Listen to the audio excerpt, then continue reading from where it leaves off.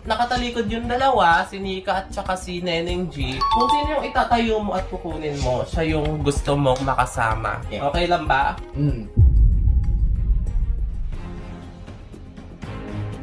Bakit mo ba napili itong babaeng to at bakit siya yung gusto mo? Hindi na kailangan ng explanation kasi gustong-gusto ko talaga to. Kasi gusto ko siya. Okay, ba't ka kinikilig? Ano si Neneng G? Parang ano masasabi mo? Ace, tumayo ka na please. Ay, feeling mo ba ikaw pipiliin niya? Yeah, ito na yung kamay ko. Ikaw, Nika, anong masasabi mo? Wala lang, mag-aantay. Nag-aantay lang daw siya. Okay, Ace! Puntahan mo na at itayo mo na ang gusto mo!